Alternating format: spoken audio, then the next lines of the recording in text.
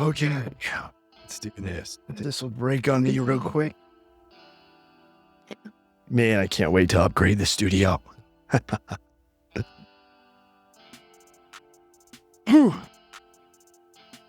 What is up, everybody? Welcome back to another episode. Hope you guys can hear me. Thanks for tuning in. All right, we got a banger of an episode in store for you today. I'm going to be joined by a good friend of mine by the name of Travis Millard. Travis Millard, just to give you an introduction here, Travis Millard is a U.S. Army veteran, served 6 years in the MOS 19 Delta, which is a Cavalry Scout. But he served 6 years active duty, then went to the University of North Carolina, Wilmington, where he got his bachelor's in science and nursing. All right, I don't want to ruin, I kind of typed up some of this here.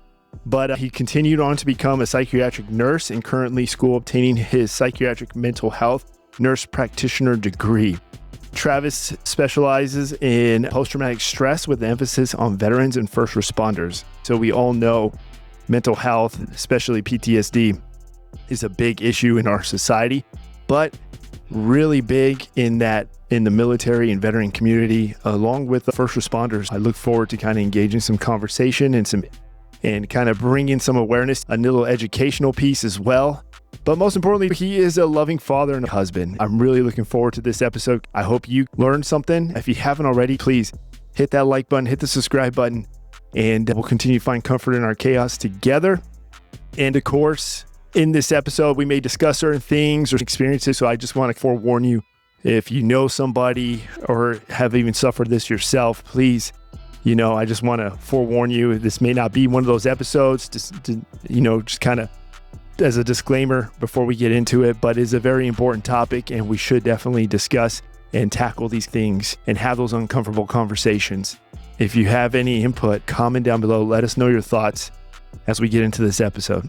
Without further ado, welcome to the Comfort and Chaos podcast with my special guest today, Travis Millard.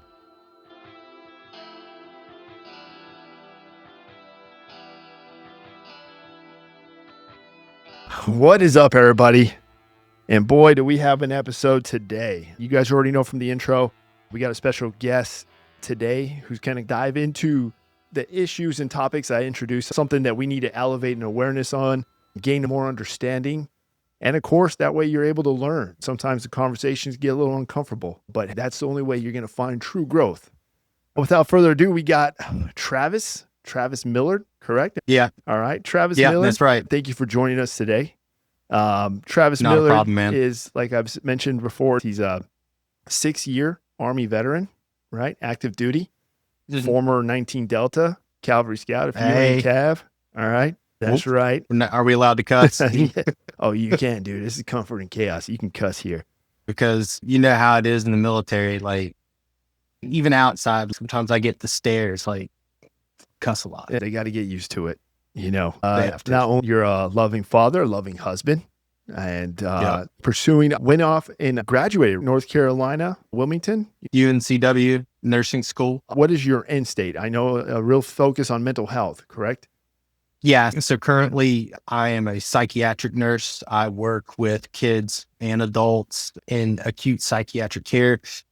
Currently in school for my psychiatric mental health nurse practitioner degree, or the PMHNP. I want to specialize in psychiatric care. And by the end state, I will be what's kind of considered a mid-level provider. My focus is going to be on veterans, first responders, law enforcement, these guys that are, quite frankly, suffering in silence. We've already, before everything got going, we started talking about post-traumatic stress. I just want to reiterate for the viewers how passionate I am about this subject. There are going to be hard conversations had, and I may get emotional.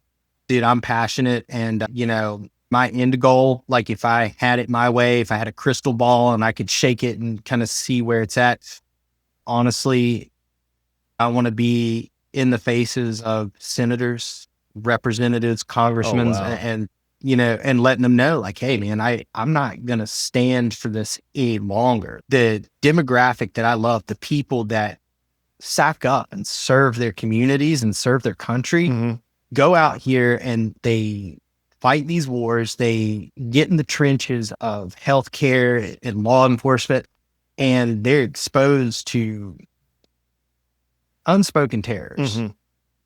and they're just not being taken care of. And when we start talking about post-traumatic stress, I've already said that I'm not using the word disorder.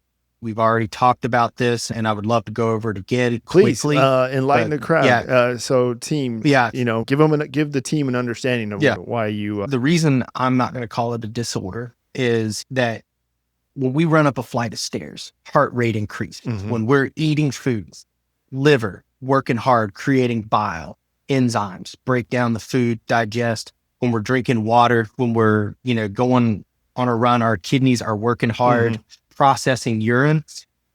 So when we're exposed to trauma, our brains, and like I said, I use this reference all the time. We rewind these clocks back 5,000 years. We're hunting bisons. You can't be afraid of hunting, and you can't be afraid of providing for your family, your village, your tribe. Yeah. So your brain uses three parts, the amygdala, the hippocampus, and the corpus callosum.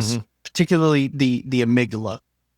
It is going to start taking these memories and processing these emotions. Your brain has gotten very good at taking trauma and disassociating the emotions from it. The problem is that the emotions are still somewhere in your brain.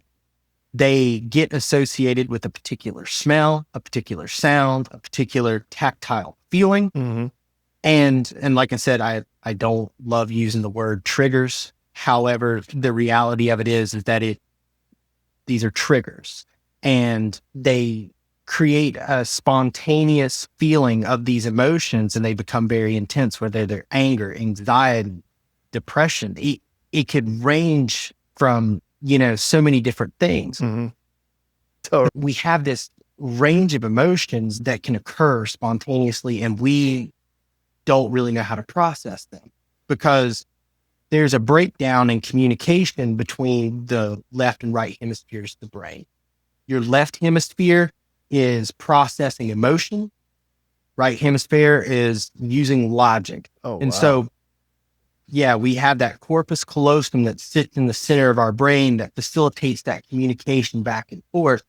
And what ends up happening is we can't logic through these emotions. No matter how hard we try to say we're not in danger, we're not in this hostile situation, we are not back in that room where this traumatic event happened, we're not back in this country where this trauma happened. We just can't. And it's not any fault to the person. It is just, there's that breakdown in communication. And so when we have, a reaction to a stimulus, whether it be our heart, liver, kidneys, lungs, we don't call it a disorder. With post-traumatic stress, this is a result of a negative stimulus. If any of us are exposed to trauma, our brains are going to start reacting the same exact way. So why consider it a disorder when it's almost a naturally occurring response? I want the viewers to understand that as we move forward with this conversation, it is a natural process, and you just have to be aware of it. It's like you also have to be aware of your cardiovascular limitations. You can't all out sprint a mile. Your heart is not going to allow you to do it. You will pass out. You can't be underwater for more than, like the average person, 2 minutes, because you're going to have that deep urge to breathe, and inevitably this system is going to fail. So you have to understand and know your limitations, and you have to know how to work past these things. I want people to understand that the brain is very much like a computer.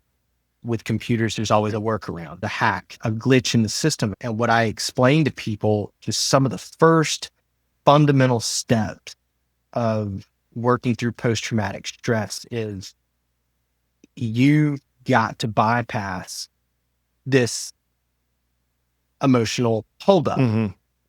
And the way I tell people to do that is you've got your left and right hemispheres. they're not communicating. Now, But I am curious. go I ahead. am curious, and maybe you can provide more insight into this. I'm assuming the reason why they officially diagnosed it as post-traumatic stress disorder, and they use that word disorder, because Mhm. I'm assuming maybe because it's been so new, right? It's only been what was it in the post World War II when they started focusing studies towards post-traumatic stress in the military community. I think a lot of them just wrote it off as the diagnosis was shell shock. Yeah, shell shock. That's what it's known Shell as shock. is World War I. It was like shell Mhm. shock. They would show. I mean, I've seen videos of these soldiers, and they'll just show a hat from the enemy, and they just start Yeah. freaking out, just shaking and trembling. You could see that now, but prior to that, like you said, there were hunters. You rewind that time, and it was like people just kind of got over it. And would you say that's probably why they called it a disorder at that point?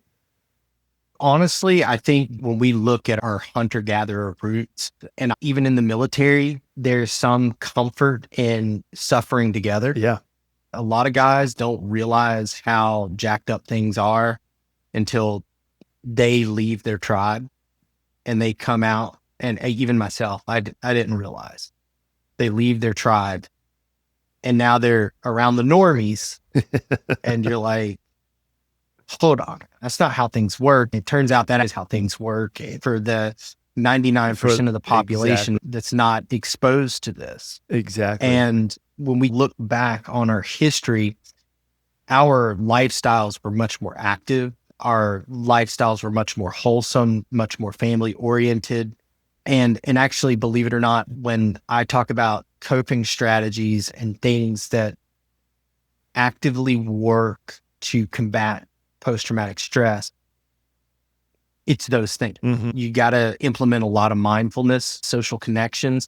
And I tell soldiers, Marines, sailors, and airmen, you've got to stay active. Like you've got to stay engaged emotionally, physically, socially. You can't let these things go. And one of the things that we take for granted in the military is that it forces those things upon you. Yeah. You are forced every morning to go see all of your best friends. Yeah, your community, and go your tribe. exercise every morning.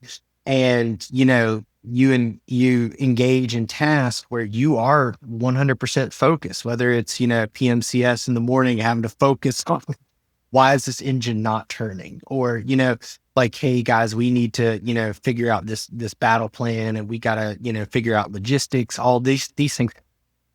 It's a form of mindfulness. And there are a lot of coping strategies that are cooked into the military.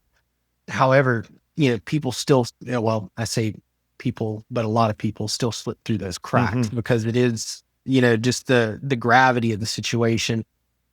But when you leave, you have this freedom, and this freedom almost is like, yeah. But is it truly freedom? No, the military takes care of a lot of things for you, and you don't realize that until the 1st and the 5th comes around, and you're like, oh wait, what? Hold on. What do you mean light bill? What do you mean light bill? What do you mean rent? What do you mean a mortgage? What do you this? Yeah. So it becomes very complicated. Fortunately, in the military, a lot of times you can just kind of shit's happening. All right, man, I'm just going to put my head down and drool this one out. We're just going to go one foot in front of the other. And sometimes that's not how it works in real life. And that reality, I mean, it's not even a slap in the face. It's more of a good elbow to the throat. Dude, it can be crippling. And a lot of people aren't ready for that. And I don't think the military in general sets people up for that. Because my first breakdown, I can remember it. I can take you back to the spot where it happened. There's multiple when I first gotten out of the military. I told my mom, and by the way, I did not graduate high school. Hey, within the next 10 years, people will refer to me as doctor. That's freaking awesome. And I did not graduate high school. I spent a lot of my time believing that I was dumb. I had one amazing NCO defy that self-labeling and told me that I was very smart. That was one of the first times anybody outside of my mom or my dad told me I was smart. Oh, that's awesome. And you guys still keep in touch? We touch base from time to time. That's good. And so when I told my mom I was getting out of the Army, and I went the same day I was supposed to re-enlist, I signed a deck statement. Oh, wow. Dude, I cut a whole 180. My retention NCO was like, wait, what? Dude, I was like, you got that re-enlistment packet? He's like, yeah, I got it right here. We're doing it this afternoon. I'm like, screw that. Give me a deck statement. He's like, what? Now, what duty station, where were you when this happened? Dude, I was in Rose Barracks, Vilseck. That's Germany, for those of you who don't know. Yeah. Okay, yeah. This Germany. Good times. Good times. I'm sure. My mom cried. She was like, don't do this. Stay in the Army. I'm like, no, Mom, I can't. It's just not. My time has come. And from there, I left the military and realized that being combat arms has about this much applicable skills in the real world. Yeah, it's pretty tough. And I was not the best soldier in the world. I would deem myself a good leader because my soldiers live within 10 miles of me now, multiple of them. Oh, wow. Okay. And yeah, dude, like, I know that's kind of a weird thing, but I must have made some sort of impression. Yeah. But, I get to hold their kids and play with their kids. Their kids play with my kids. Oh, that's awesome. And, we became family in the military, and that family, transitioned to real world. I have friends that I was their leader that are now senior leaders who come to me for advice. I have guys that are senior leaders getting out of the military and they come to me for referrals, information, and man, I gladly give it. Hell yeah. I want to say that while I was a good leader, I probably wasn't the best soldier. I mean, yeah, we all. I don't want to dig into those stories. As a current first sergeant right now, I'm pretty sure I can dig into those. Yeah, but. So I will say that I was the kind of person that would call a duck, and if I saw something stupid, I would say it was stupid, whether somebody liked it or not. I got you. I ruffled a lot of feathers, and I'm sure there were some people that were ear to ear knowing that I got out of the military, and within the first month, I was delivering pizzas for Marco's Pizza. Here I am delivering pizzas. I walked with my chest out, but man, my ego was hit. I was in that transition going to school. And while I thought delivering pizzas was a humbling experience, I got into school and realized that I wanted to go into the medical field and start helping my community as I always have done. I got to my first biology class, and I will never forget this man's name, Dr. Covey. He came in there and he just starts talking. Everybody's got their computers and the little Apple pens, and I'm sitting here with a notebook. Are you sitting there with your green book? Dude, a big pen and a composition book, dude. Yeah. He's asking questions. And these people are raising their hands and answering. I'm like, were we supposed to be reading already? Like, what's going on? This guy talked for an hour and a half, and I understood none of it. Oh. Like, I was like, oh, shit. Like, this is real. Dude, I went and sat in my car for a solid hour, just sat in my car, staring out my windshield going, what the fuck have I done? How am I going to pass this class? Yeah. Like, I understood nothing. Like, I don't even have the fundamentals to even be here. But dude, that's actually, I had a decision to make, and people hit that. Luckily, I hit that breaking point early when I hit that very coarse part of my transition out of the military, very close to my initial departure. In my mind, I said, no weapon formed against me is going to prosper. Yeah. I'm up at 3:45 every morning. My alarm clock goes on. My feet hit the floor. And the first thing that goes through my mind is I'm going to be smarter, faster, stronger than anybody that's here. There you go. I applied that. Oh, yeah. The security guards at the library knew me by name because I was the first person through those doors in the morning. They weren't even unlocked. I had to badge in. They would greet me every morning, and I would help the little coffee shop in the library open every morning. I would help them roll back the gates. I would get free coffee every morning because they were like, this dude is the most dedicated motherfucker in here. Yeah, I committed, man. And while I was in these classes, I was like literally having to go back to early high school level biology to reteach myself, go to my classes. I mean, just pedal to the metal the entire way. And then oddly enough, man, I passed that class with the second highest grade. That's awesome. The professor, the guy that I actually studied with, is this older guy named Lee. Nobody knows where he's at. This old hippie dude from SoCal, California, just super smart, wicked smart guy. And, I just pick his brain and, we got into this. He had the highest grade in the class and he was just taking college classes for shits and giggles. Oh, geez. But the reason I bring up that story is because, dude, you're going to get hit hard. Oh, man. And you either and I tell people, man, you're going to get hit hard and you got to land on your back, because if you land on your back, you can at least look up. And if you can look up, you can get up. Yeah. You've got to really buckle down when you transition out of the military. Fast forward, graduate with my nursing degree, and initially wanted to go into different fields, but found out that psychiatric nursing was my calling. I love it. It was calling my name. The professor that was my psych professor, who was a Marine Corps veteran, and she's like, you got to do it. She pushed me in that direction. For 5 years now, I've been working in the psychiatric field. And, my goal, I would say within 5-year plan is, get this nurse practitioner degree. And I want to start working with veterans and first responders using ketamine.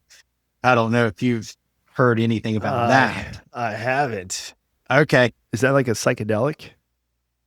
Oh, yeah. Okay. So, yeah, I don't know. I know that is the new thing that I've been seeing a lot about on, especially the special operations veteran community, the kind of experimentation they're doing, especially for PTSD or post-traumatic stress. Yeah.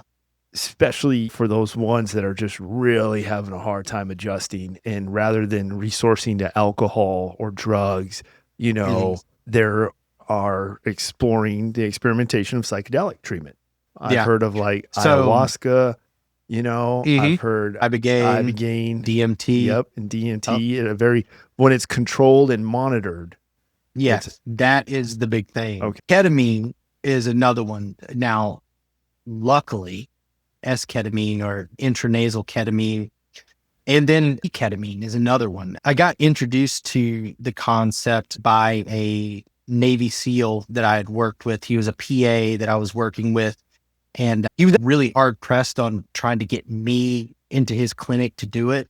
I have autonomy issues, and I think that's a big barrier between veterans and psychedelics, letting go and relinquishing vulnerability, self-control. Yeah. You become very vulnerable. That's the one big thing I know, even for me, has been a big struggle for me. I can see it just in the veteran community, in the military, because we are literally trained to not be vulnerable and prepare yourself. How are you going to react? How are you going to engage? How are you going to re-engage? Or better yet, you get yourself in a situation where man, I'm so far up shit creek. I don't know how I'm getting out of this. Autonomy becomes an issue. While ketamine therapy, like IV ketamine therapy, is not covered by insurance, so you're looking at probably a $500 payment. S-ketamine is actually covered by insurance. Oh, wow. I have ketamine at the hospital in the Pyxis that I work with. But this is not in the veterans, not in the VA community. No, so the VA, it's something that I think it's going to start working its way in there because it's actually effective.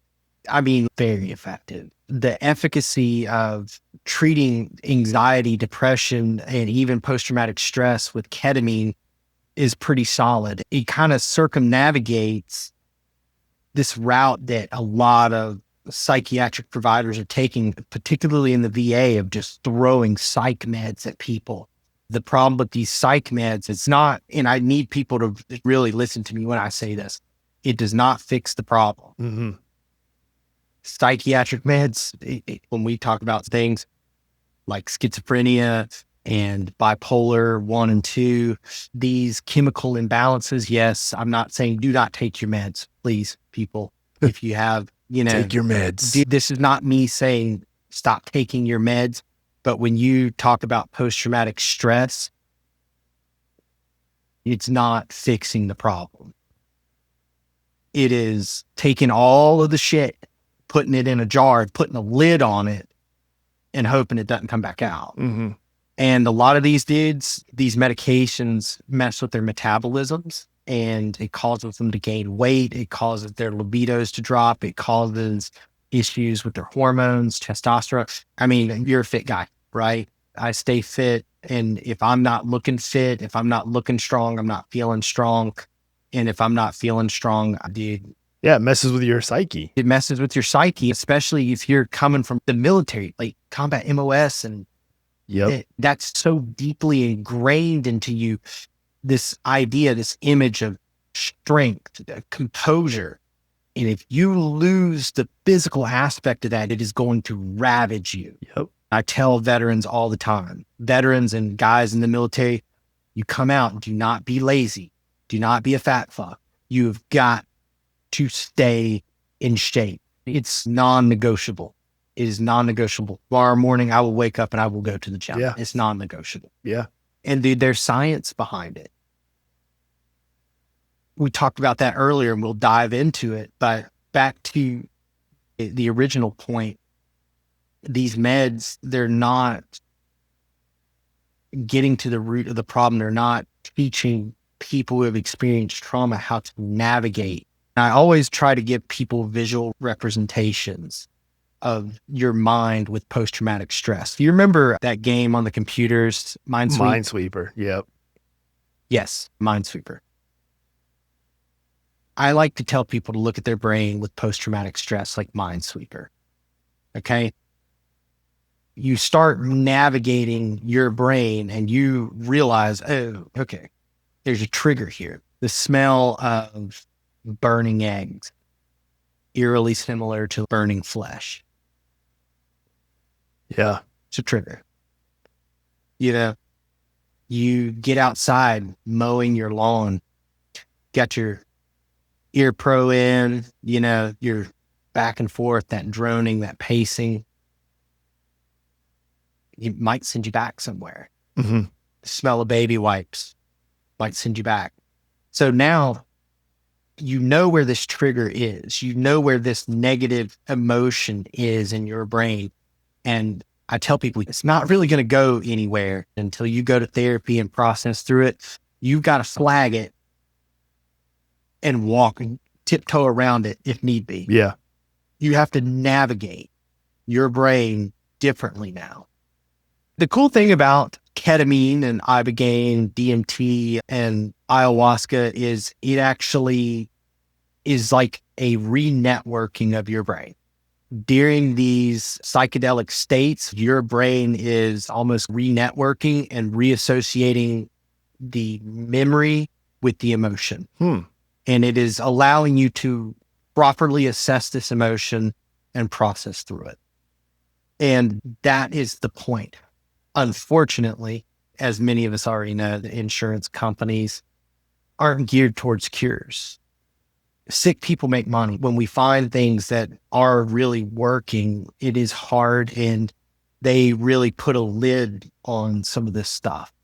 A lot of these guys are having to travel to Tijuana or Colombia to actually access these. Fortunately, S-ketamine is accessible here, covered by insurance. It's an intranasal ketamine treatment that you can go to an outpatient clinic and have done. And, first step is going to be, getting there. Next steps are going to be advocating, talking to these congressmen, these senators, and saying like, hey, why are we not allowing the use of psilocybin, DMT, ibogaine, or ayahuasca in controlled medical settings where people can get this therapy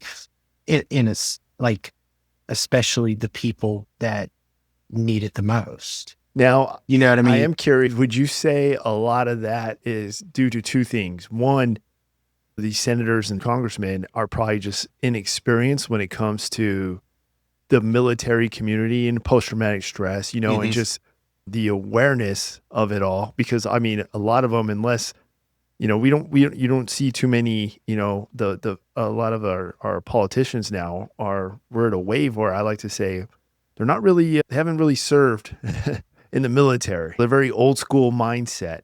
And then they would be, are there studies though? I mean, because psychedelics, somebody can have a bad trip. So that's but there's also a lot of risk associated with taking Zoloft. And that's just something where I'm just trying to, I'm trying to apply at least a shared understanding. Yeah. If you're not going to do this, then tell me why are you not going to, jump on board? I think that there's a couple of factors. There is a lot of older politicians that view psychedelics as hippie nonsense. Yeah. And there's another part of it that I believe the pharmaceutical industry and the insurance industry, they want money. They're strong arming this stuff. The reality is that they're going to make more money off of you getting your psych meds refilled every 3 months for the next 20 years than paying $1,000 to do Ibogaine or the ketamine. These treatments have efficacy. And with everything, there are risks associated. I mean, and I even bring up antidepressants. I mean, it says right there, like, one of the first side effects, increased thoughts of suicide. Jeez. Yeah. I mean, you go look up any antidepressant and one of these side effects is increased thoughts of suicide. Side effect for the antidepressant, more depression. Dude, extreme level. Dude, it's actually the exact opposite. It's like people who are genuinely suicidal have this depressive mindset. And then all of a sudden they get the energy to, you know what? I'm going to go do it. And they do it. Man. It's actually the opposite effect. And so in a clinical setting, when I start people on certain antidepressants, there's some that I really watch for. There's some that, like I mentioned Zoloft, Zoloft either really works or it really doesn't. And you can see people spiral pretty quickly. They have these thoughts and intrusion into their day-to-day life and they get the energy to act on it. Believe it or not, it actually does have some of the effects that you don't want it to have. Yeah. So, I mean, there's risk associated with everything. But to my other point, does the risk outweigh the reward? And I'm going to go ahead and say no. And I'm going to throw some statistics out there. Send it. So people can understand the scope of the problem that we are facing. You can go to the CDC. That's where I'm getting this. Let's talk about what crisis is our nation facing right now? What's a crisis that everybody knows about and that everybody's impacted by right now? Social media. Well, yeah, I would say that. Anxiety, digital. That's actually killing people. Yeah. I use the opioid epidemic as my example. So amongst opioid users, the per capita death rate per 100,000, for every 100,000 opioid users, how many do you think are overdosing on a routine basis? Jeez, man. Please educate me on this. 19 per every 100,000. Damn. Okay. Dying. Just basically dying. Yeah. All right. So let's go to the ethnic group with the highest suicide rates in the nation, which are Native Americans and Alaskan Natives. Really? What do you think their per capita death rate is? Wow. Jeez. Yeah, that's a weird one. But this is also in the CDC, everybody.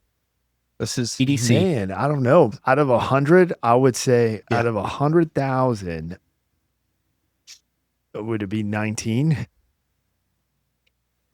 Close. 22 to 23. 22 to 23. Wow. All right, sir. Are you ready for the real ball buster? Send it. Where it gets serious? Where do you think veterans sit? What is it? 22 is what the last Like 22 a day or something like that? It's actually been bumped up to like 24. 24 a day. It's getting worse. Damn. So per capita death rate, It's 31. That is insane to think about. 31 per every 100,000. And the fact that it's just rising. Like, yeah. And then here's even better. The Marine Corps, the worst of them all, 33 per every 100,000 commit suicide. Holy crap. The Army is sitting around 31. The National Guard is like leading the way on this one. They're like at 32. The Navy is at 29 and the Air Force, I think, is at 27, 28. Damn. So those are rough numbers. So I mean, there's gotta be some kind of root cause though. Like you said before, it's like, yeah, you're coming up with like, you're recommending, obviously that right now they have treatment, which it's not the cure, it's treatment.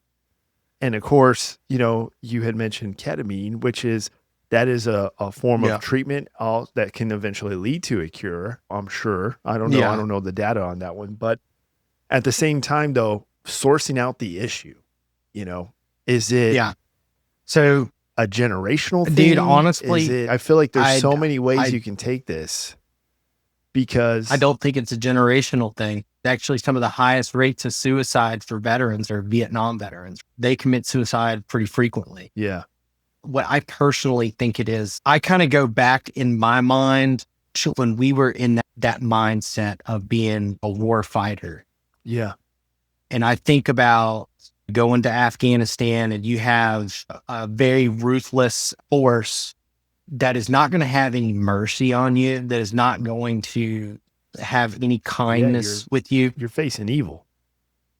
Yeah. And I look at my mindset back then and I made a cognitive decision. If I were going to be there and I got myself into a situation where I was backed into a corner, you can tell me whether or not you've had the same thought. I know where you're going. You're backed into a corner and you knew that this is it. I'm not getting my head cut off on Al Jazeera for my mom to watch. I'm going out. Dude, I was going to die in a hot pile of brass. I had one round that I kept separate. And I knew that was the one. If it came down to it, I was going to kill myself.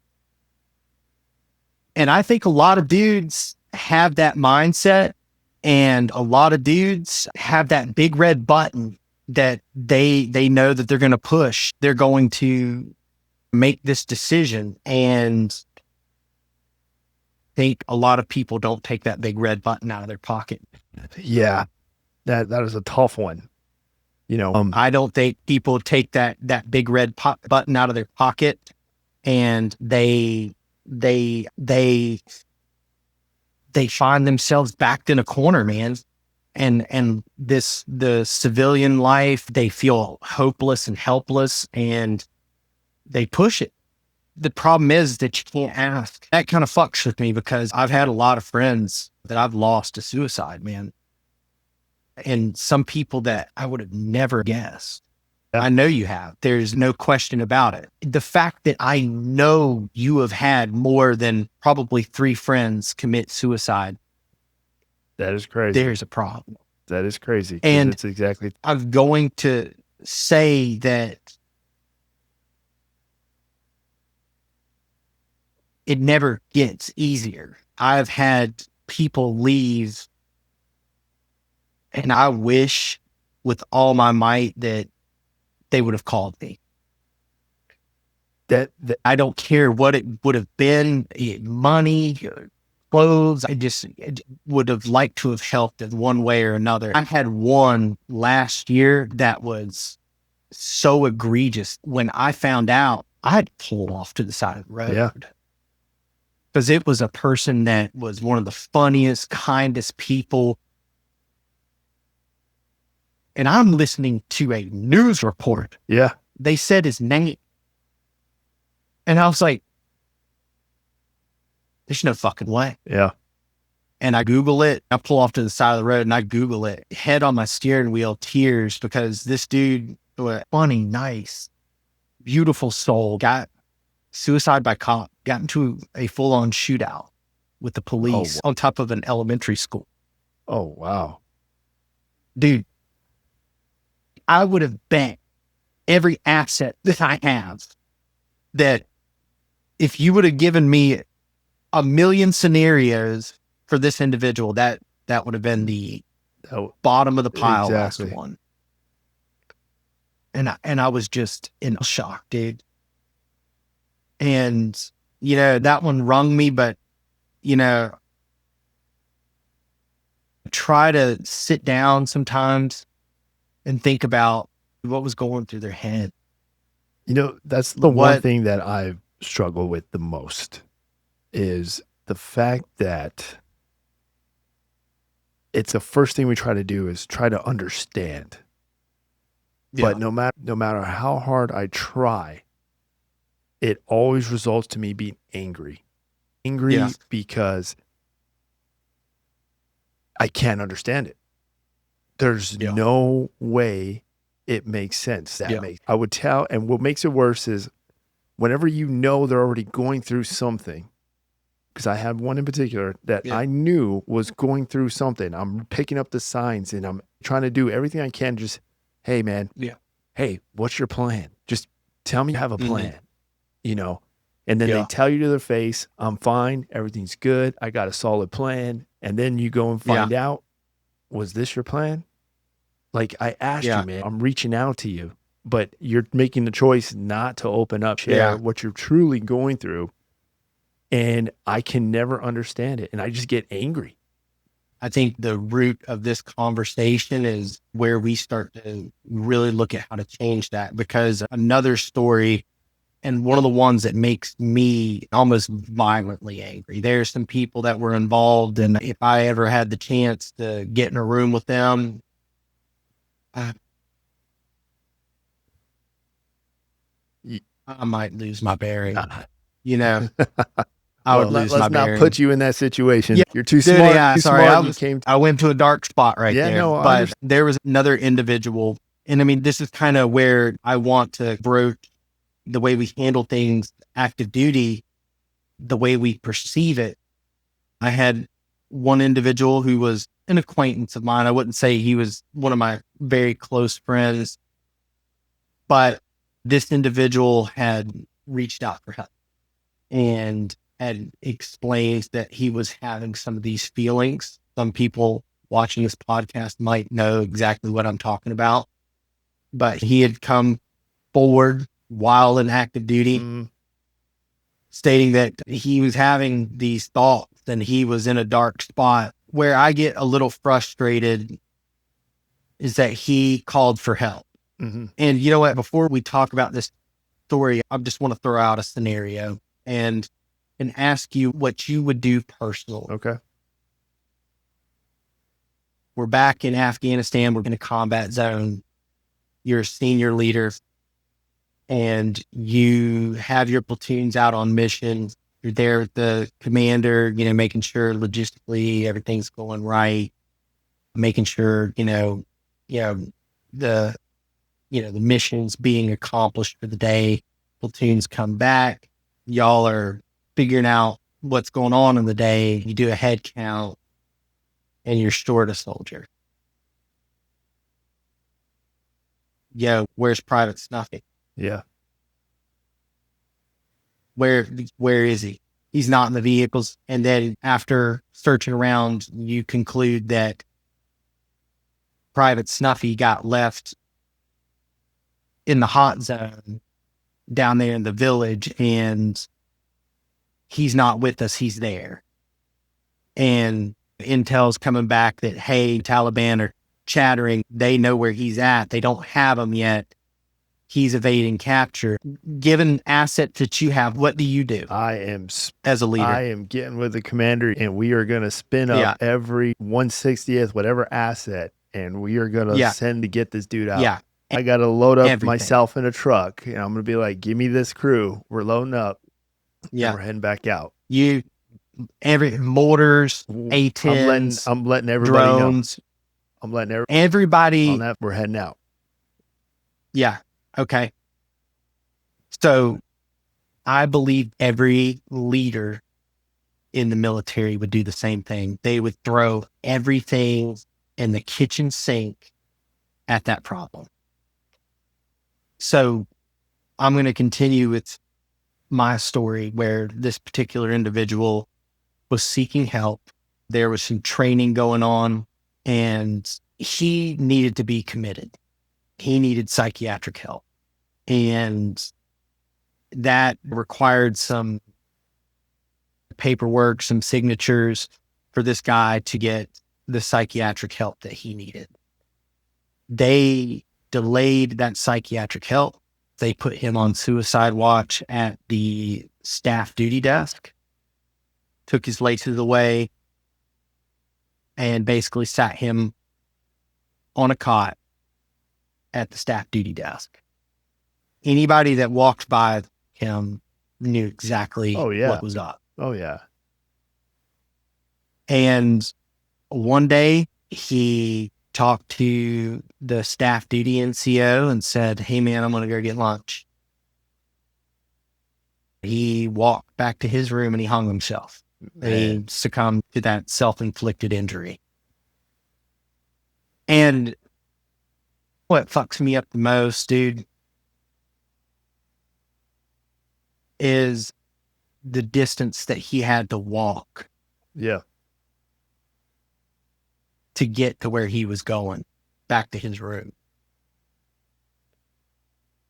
And he had time to think, and he was very committed to his action. And I had somebody reach out that knew how mad I was about the situation and knew that I'm still 10 years later on a warpath to bring light to the situation.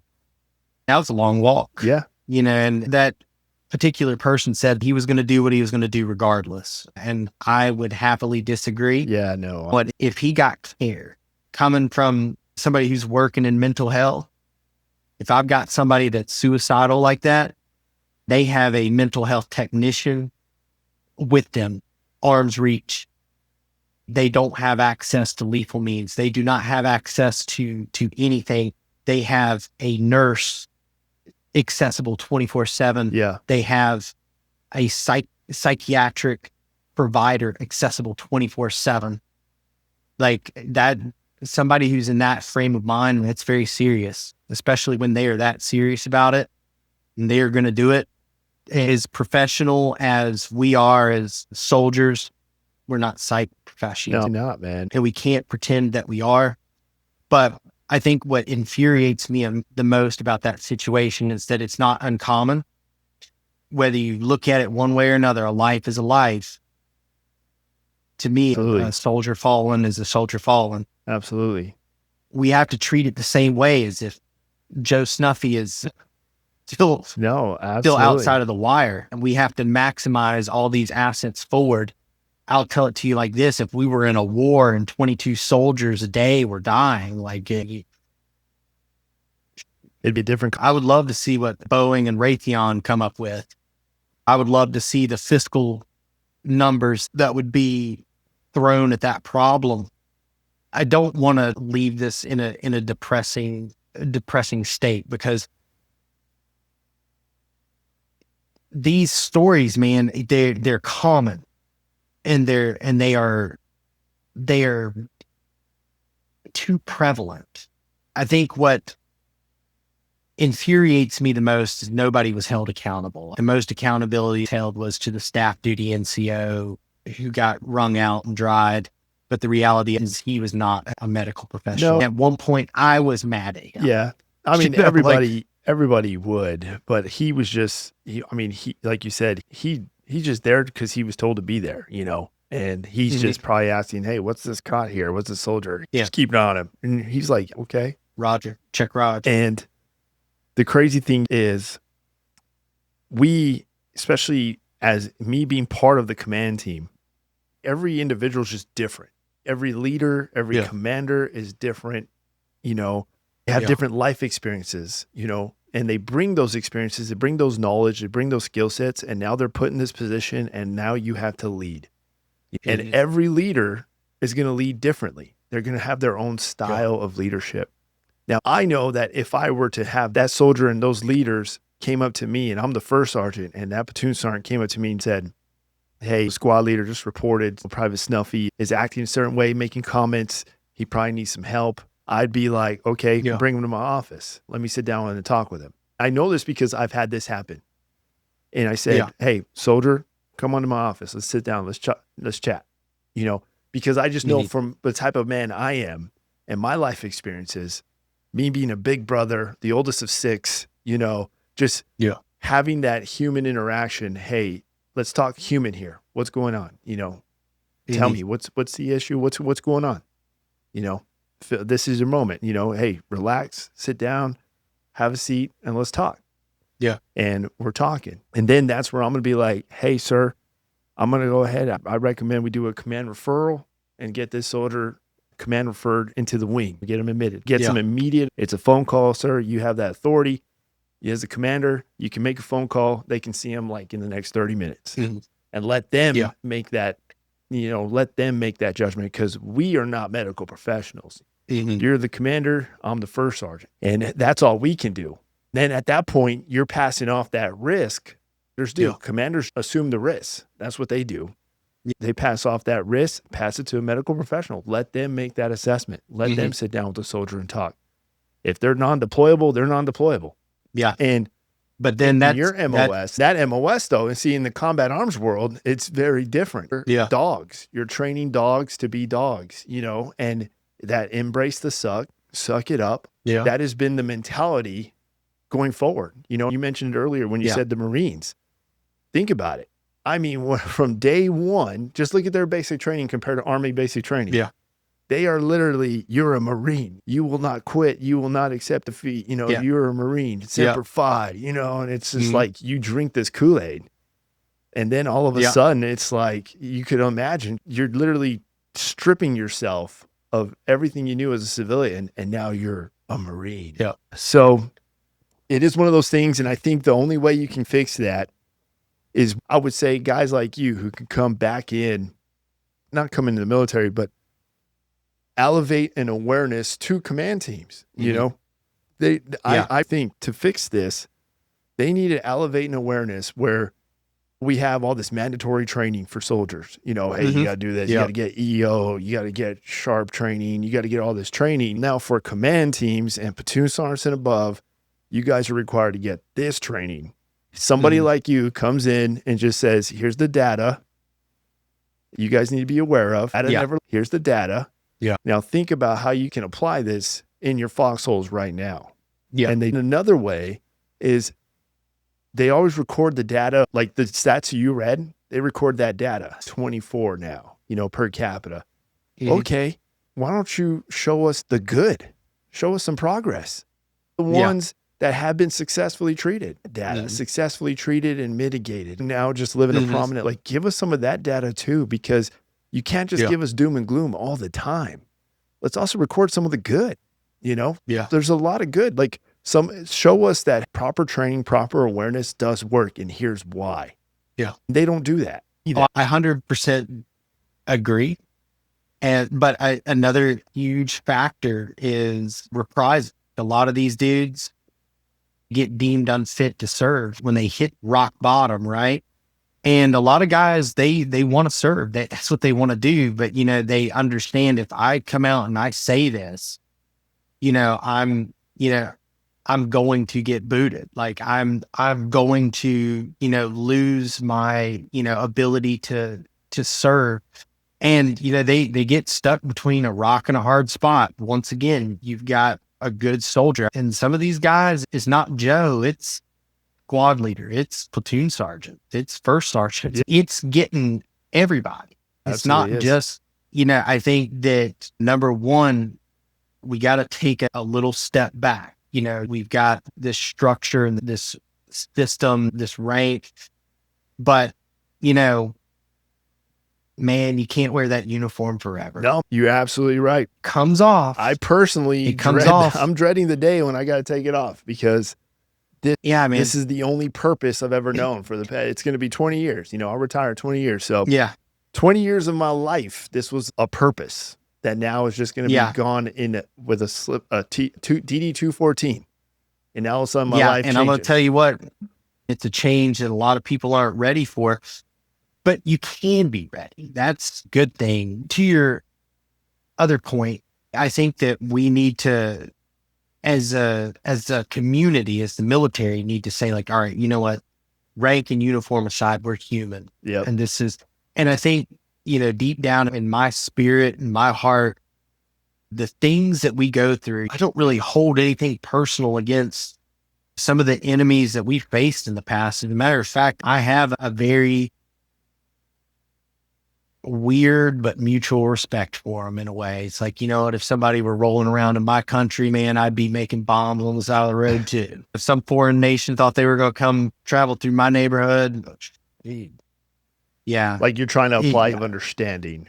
Yeah, I definitely, I'm applying some sort of understanding, but when I think about it, coming into the military, I held nothing personal. Nobody from Afghanistan or Iraq had done anything personal to me, but I do know that I loved my friends. Yeah. I tell these guys that live near me now, before I hang up the phone, it's not bye, man. It's, I love you. Mm-hmm. I'll be honest with you. I tell them like, yo, full homo, I love you.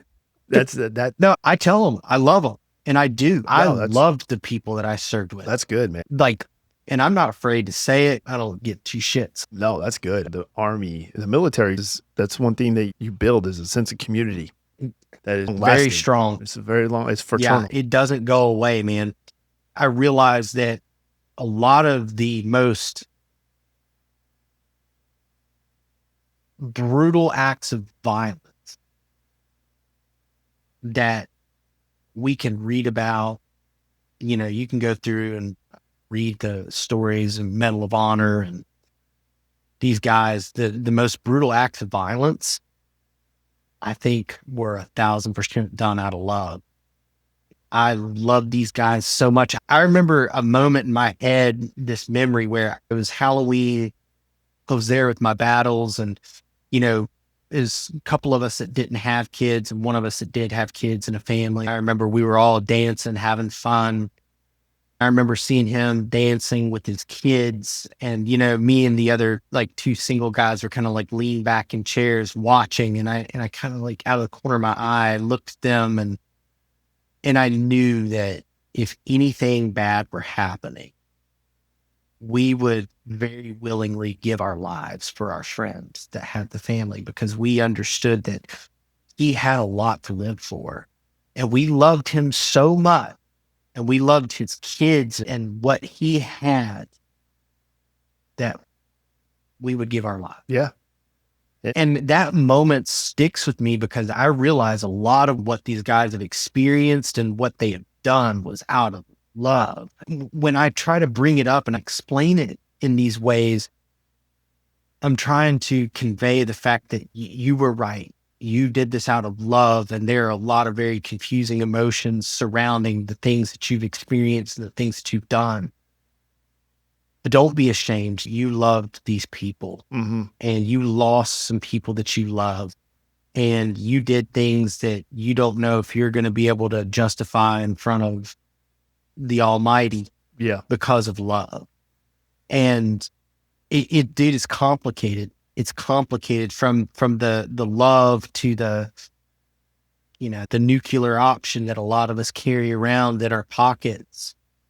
There's some very deep rooted things that we're not going to be able to fix with a pill or with, Oh yeah. I think it's going to take conversations like this between myself and you and other senior leaders and soldiers tapping into that humanity and saying, hey, we're humans. I love you guys. You guys are awesome. This job is hard and there are things that you're going through. Do not be afraid to speak up. And then from there, we have to advocate and most importantly, empathize. Yeah. We empathize and apply that empathy and understand just because this guy is going through this does not mean that he's damaged or broken. He is going through a very natural process. Yeah. It is natural. We cannot punish people for a natural process that we we in the United States military deliberately place soldiers in hostile situations because that's our job. But we also have to understand the natural consequences that come with it. We can't give these dudes the boot, especially when they are hurting and they are already in this dark spot, and we take them and we strip that uniform off of them and put them in the real world where the consequences are vastly different. There's no camaraderie. And I think that kills a lot of people too. They come out and they're like, everybody's shallow. Yeah. Everybody's fake. And I mean, I got that like a freaking hose pipe. Oh, when I believe it. I went to a university. I'm 24 years old, fresh out of the military, sitting in a room full of 18-year-olds, listening to their opinions. I'm like, what? And going through nursing school, I'm sitting in there with 19, 20-year-old girls. And I'm like, dude, very, very blunt and brutal, series of events that took place. And I think another thing we have to advocate for in the military is the transition back into the civilian world, because I don't care who you are, that uniform comes off. Yeah. No. It will eventually come off. Things happen very fast. And I tell these guys, even some of these senior leaders, I'm like, hey man, I'm the one that'll tell them that ego, you got to let it go. Yeah. Because once you get out here, I'm sorry, but whether you're a private or a SAR major, they're going to treat you the same way and hit you with the thank you for your service. Yeah. And here's your 10% discount. No. And that's it. Nobody's going to do you a lot of favors. Absolutely. You'll get hit with that. Absolutely. And how many times I have to go, I appreciate your support. Thank you. That's about it. So let me ask you now, I have 2 points I want to hit is one, a lot of it is the amount of ownership one takes, that I'm very big on that word ownership. I tell all my NCOs, own your role, own your responsibilities, and do the right thing, and you'll be successful. Army. Mm-hmm. And when I say own your role, own your responsibility, I tell the formation, I tell the soldiers, this is your career. Own it. Mm-hmm. Own it. Don't expect anybody to just hold your hand. Don't own it. Every time you come out to this range or every time you go to PT, your focus should be, what do I got to do today to be just a little bit better than I was yesterday? Own that. Mm-hmm. And when you transition or whatever, own that too. That ownership doesn't stop. Own it. What is your plan? Don't wait for somebody to tell you, hey, go to this brief. Own it. Take some initiative. Own it, because those traits are going to carry you when you hang up this uniform. Yeah. And you're 100% right, dude. And then the other point is, I wouldn't say your experiences, obviously you have different experiences too. Mm-hmm. And you use the phrase, they bring up an issue or a concern and there's reprisal. A lot of it, I think this is when I'm just trying to apply the same understanding that you were applying, especially when you were referencing the foreign nationals while we're convoying through their country. You're trying to understand why they're building a bomb. Mm-hmm. That same understanding too is some of those soldiers are getting that boot because they have leaders that are like, did you not know what you signed up for? Yeah. The one thing is like, the Army, the military as a whole, especially active duty, I feel like, and maybe this is more in the recruitment realm, but there has to be an understanding of what you're truly signing up for by putting your name on this dotted line. What the expectation of you is going to be. Ready for that expectation, both physically and mentally. Are you ready? Because if not, I even tell I've had conversations with certain soldiers where I'm like, hey, don't feel like you failed just because you did one contract. Feel like you're a failure. Totally. In fact, that's normal. There's nothing wrong with that. You could literally leave here with your head held high, go be successful outside the civilian world, and say, yeah, you just did 4 years. There's nothing wrong with that. Literally, we're all just really numbers. We're all serial numbers, IDs, we're property. But there's nothing wrong with knowing that, hey, you did your 4 years. Thank you for your service. Now, just good luck and be successful, man. Take everything you learned, take everything you've achieved, and just go thrive. There's nothing. I would even tell soldiers, hey, don't see this as you're getting the boot. You're not getting the boot. It just means you hit your peak in the United States military. Yeah. And there's nothing wrong with that. Don't feel like you're a failure. You're not a failure. You hit, hey, mentally, it just pushed you to a certain point, and there's nothing wrong with that. Now, let's go thrive. Let's focus on your life and go thrive happy and go thrive in another industry. I'm just one of those where No, go for it. I definitely agree. And, I don't think that there was any question as to what I was getting into. And I think that the Army does a pretty good job of letting you know, like, hey, you know what? There are people out there that hate you. There are people out there that will kill you. I feel like that message was pretty clear when I joined.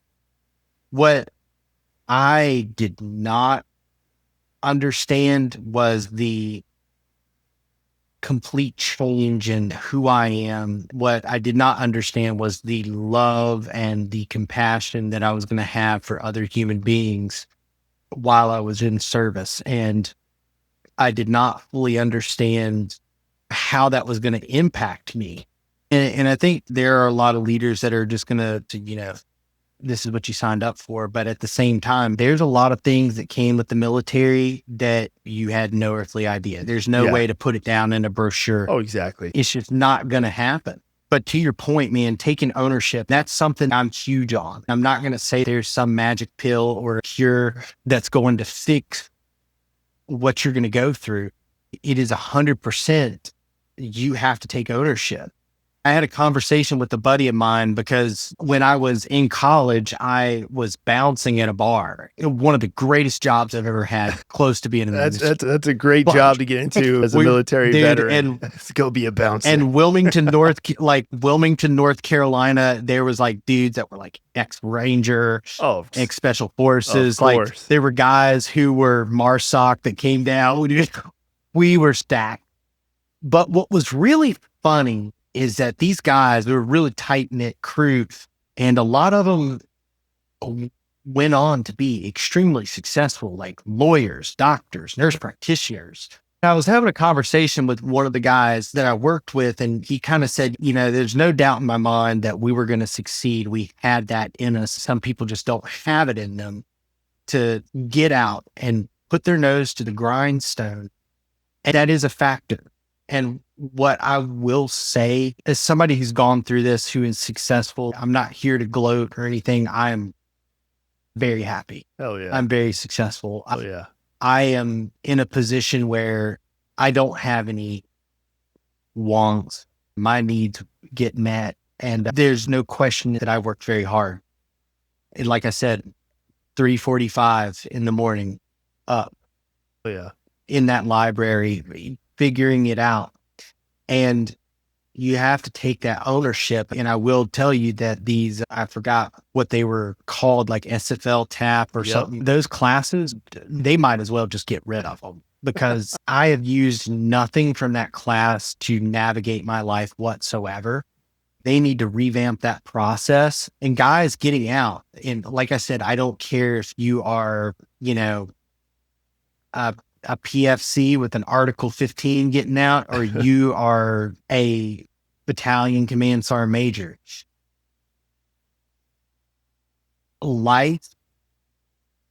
This life, outside of the uniform, outside of that box,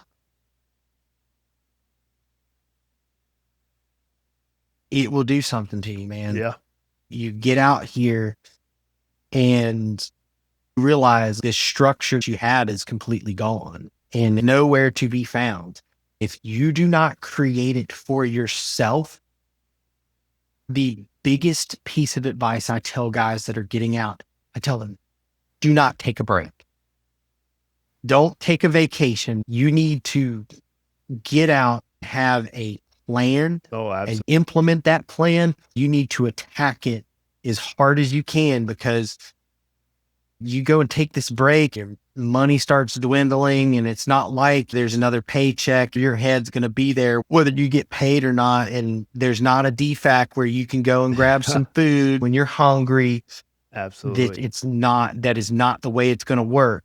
I tell people you need to get out and hit the ground running. You need to get yourself educated and start applying yourself. I tell people, if you just take the amount of effort that you put into being in the military, if you just show up at the right place, at the right time, wearing the right thing, you will be successful. Yeah. That's all you got to do. Exactly. And if you put in this work, the other thing I tell people is do not forget who you are. Yep. Coming out of the military, you are a warrior. If somebody walked into this house right now, uninvited, this is the worst house in my neighborhood to come into. This is the most dangerous place to be, is inside these walls. I go to the range at least once a month. I shoot my rifles still. I train. I go to the gym. I'm not some gun bro. I'll be honest with you. I got nice guns. You get outside and you start making some money, you go buy some cool stuff. I bet, man. But dude, you stay sharp. Yeah. You don't let that go. Yeah, You stay in shape. complete. You go to the gym and put that to the test. I go hunting all across the country. I'm into it. I push myself. And like I said, there's a reason and a science behind it. I really want to get this last point across. I talked at the beginning about our brain being like a computer, and there's workarounds. And this is what I want people to take home. I want them to figure out what they can do and how they can implement these things into their daily lives. We're spiraling. Mm-hmm. You hit this trigger, your emotional side of your brain is spiraling and you are trying to logic your way through it, but your communication center is down. Mm-hmm. You can't apply logic to these emotions at the moment. We'll go back to the brain and look at it from a scientific means and say, okay, I've got hands, feet, arms, legs. Yeah. My motor cortex is intact and my corpus callosum is providing some means of communication because I can wave both of my arms in the air. Oh yeah. And I say that because you can stimulate your body bilaterally just do some push-ups. Do some freaking push-ups. That's what I always say. Go do some push-ups. Go outside. When in doubt, take a run. You'll feel better. Yeah, you are bypassing that block. Oh, you are taking your motor cortex and forcing that communication back and forth, and it translates to the rest of the brain. You have your Wernicke's and Broca's areas of your brain, and these are fun ones because it's how you interpret and process speech. Mm-hmm. Man, throw some music on. Yep. Throw some music on. Stimulate both sides of your brain.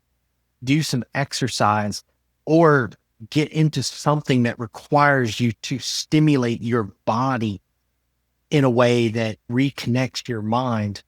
No, you totally. If you do these things, it works. Like I said, be mindful. Like I'm telling you, bro, I garden like you would not believe. And it's like, I have a plan on my days off. I'm tilling. I am making rows. Like I've got a big garden. No, I'm mindful. I go in with these plants and I'm making something grow. I am implementing a plan, making corrections, and I get to see the fruit of my labor.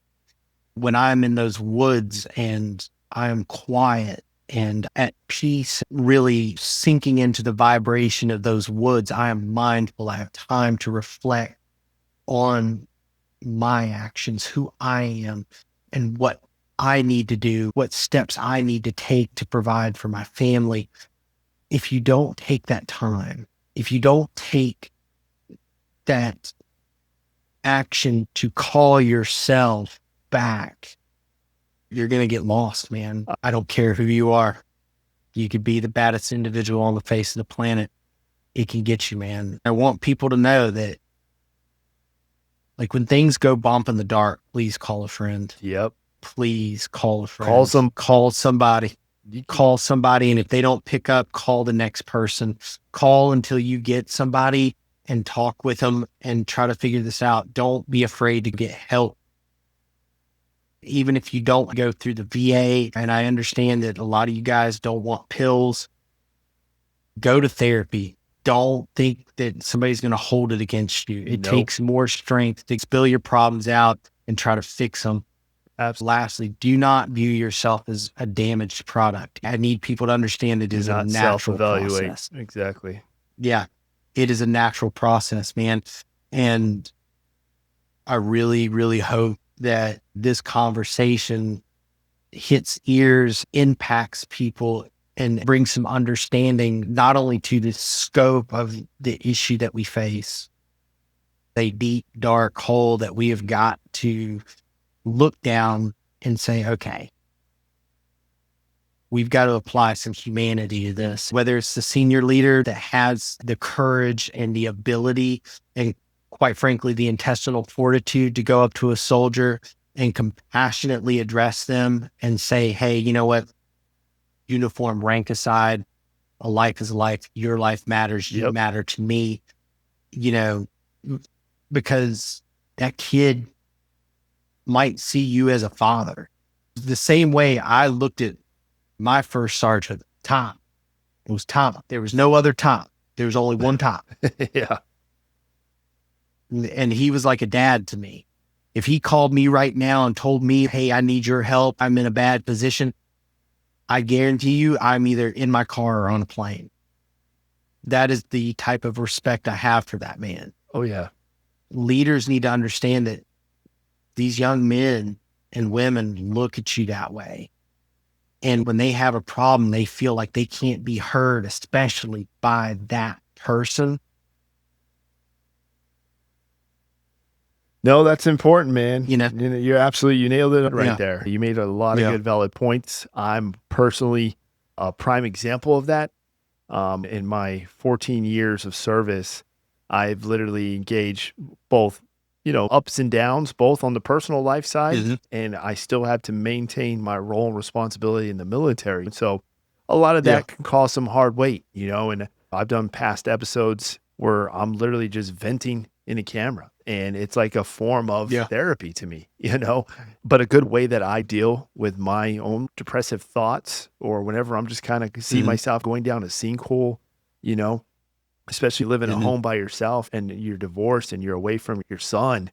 There's so much weight can tie in. And when you go through a day as a first sergeant, your whole day is just problem solving. You're solving everyone's problems, literally from either coming from the top down or from the bottom up, the lowest ranking soldier from the highest ranking soldier. You are the middle guy solving everyone's problems. You hit your question threshold at like 9 o'clock. You're like, listen. And that is it. But that is part of the job. At the end, I come home and I'm like, man, now I got my problems. Who's going to take care of my problems? But I've invested in a good garage gym with strict clanging, banging weights. I'll go in there at night. Yeah. I'll turn on the music, blast it so loud in my garage, and I am just clanging and banging. And that is my therapy. And that is how I'm processing that. And I'll set a goal. Sometimes I'll even set a goal. And I would always tell people a good way to deal with this is give yourself a goal. Like you said, either gardening or stimulate your mind. And part of that is give yourself a goal. Hey, I have I try to have a goal like every quarter. I give myself a new goal. My next goal is I want to run a half marathon December 7th. Hey, I got to start applying myself. Training. Not only am I doing PT, but now after work, I'm applying myself and I'm doing some training because I want to hit this goal. That has definitely helped a lot. You bring up some good points. Yeah. And then, of course, the other one is, and a lot of you who are listening out there, call somebody, reach out. Any sense. Please. Like, I guarantee, worst case scenario, post something on social media just saying, hey, looking for help. Can someone please reach out? Even that somebody. Yeah, I mean, you are loved, man. I cannot express that enough. Like I tell these guys, the guys that I deployed with and that I served with, I love them. Oh, yeah. I really do. I know while we were talking about health and wellness and well-being, and one thing that almost slipped away from me, And something that we have to be very aware of, and something that we have to keep in check, man, alcohol. Yeah. Man, I love my wine. Like alcohol. And I'm going to go ahead and tell you that, like, you know, about 95% of the cases, I'm not going to disclose how I get access to them, but I can definitely figure out what happens to people. Some of the things that I've been able to get my hands on, in about 90% of the cases, alcohol is involved. No, I understand. Hey, you got to keep it in check. And I know the military culture, we push it. And I will be the first to tell you that when I was in Germany, my liver was working. We had some of the hardest working livers on the planet. I believe it. I believe it. You got to understand. Yeah, keep it in something check. You got to keep in check. No, totally understand, man.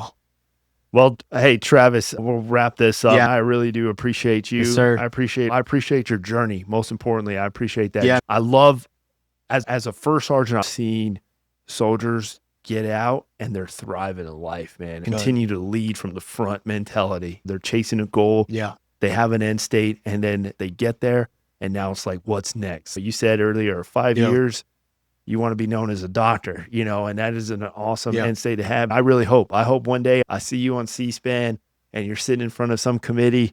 Yeah. A freaking awesome experience, man. Oh, and I would love to have people like you with me saying, like, no, this is for real. I'm all on board. Let's do it.